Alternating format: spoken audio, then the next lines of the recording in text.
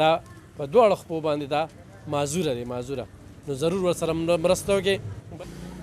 ګرانو کتونکو الب خان شیرپا یم کیمرامین ناصر یاسر خان دی موجود یم په رزړو ګړي کاکاهیل کې چېرته چې د یو غریب سړي د یو معذوره دا وګوره چې لږ وګرځئ د دې معذوره دوکان چې کوم دی هغه سوځېدلی دی ولې سوځېدلی په دې باندې به ده سره خبرې اترې کوو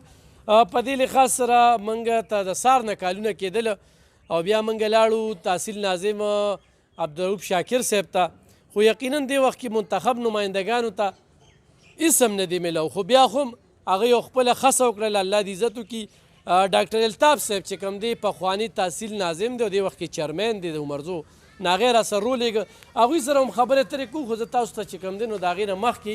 دغه دوکان کې دا نقصانات ښیم چې په لوی مقدار سره د دې غریب سړي هغه هر څه چې کوم دی نو ایره شوي دي دا غالبا چې د ټیلرۍ دوکان و اسري مشینونه او نومي څیز چې کوم دی نو هغه سوځېدلی دی نو ستا نوم دې څه دی صاحبه دې خو راشه ده زما نوم جی اماد دی اماد دا څنګه اور لګېدلی و دا چې د شپې اور پرې لګېدلی و بجلی نه او پکې یو پی ایس او ورسوټ پکې سوځېدلي دي او جی څونه نقصان به دې شوي جی دا خو موږ سره واسکټو کار و 1200 دانې وي را سره او 1200 کې یو 1500 موږ تیار کړی و هغه پې تیار وي هغه مو سوځېدي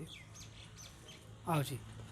او مشینونه هر څه مشین هم سوځېدلی و جی بیټري م او چت پکې هم سوځېدلي و را سره نو بس هم پکې بچ نه ټول سوځېدلي ستا د موبایل نمبر څه دی 0347 91 54 921 بیا ورته ووایه 0347 91 54 921 ګرانو کتونکو معذوره دی نه د حکومت نه تمه کوو نه د منتخب نمایندګانو نه تمه کوو ځکه چې بلدیاتي نمایندګانو ته څه ورکړی شوي نه د اختیار نشته نو خو دې روډ سره تاسو امداد او کومک کوئ نو په دې نمبر ورسره سیده رابطه وکړئ او دلته کې طارق باچا دی طارق باچا نه هم غوښتنه کوو او هم درله انشاءالله کوشش کوي ډاکټر صاحب څه به وایه بسم الله الرحمن الرحیم دا خو چې مونږ کتل غریب سړی دی او معذور هم دی خدای شته چې ړم پې ډېر زیات خفه شو او زه وایم چې کوم د وس والا خلک دي هغوی له پکار چې داسې امداد وکړي شي والله چې زموږ دا اړه په خپله خفه دی خو تاسو ته چونکې میډیا والا یې پته ده زموږ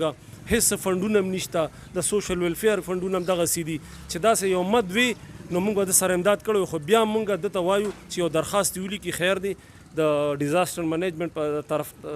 یو درخواست یې ولیکي اے سی ته او هغه به انشاءالله موږ فارورډ کړو چې د څه فریاد دی هغه به بره دغه شو او انشاءالله که خپل زموږ داسې فنډ راغی انشاءالله کوشش به کوو چې ذاتي فنډ سره موږ امداد وکړو نقصان هم خو د پریکټیکلي بالکل نقصان یې ډېر زیات شوی دی ځکه چې پردی غریب سره کپړې وي د واسکټونو دا ډېر قیمتي دي نو ډېر زیات نقصان یې شوی دی انشاءالله د سره به موږ پوره کومک کوو او الله دې بس د دې امداد وکړي او دا د خلاص ول موږ هم فارورډ کړو ډېره زیاته مننه ګرانو کتونکو همدغه شتمنو خلکو ته به وي په دې رزړو کې ښه شتمن خلک شته دي د دې روډ ځان له یو روزګار روان کړو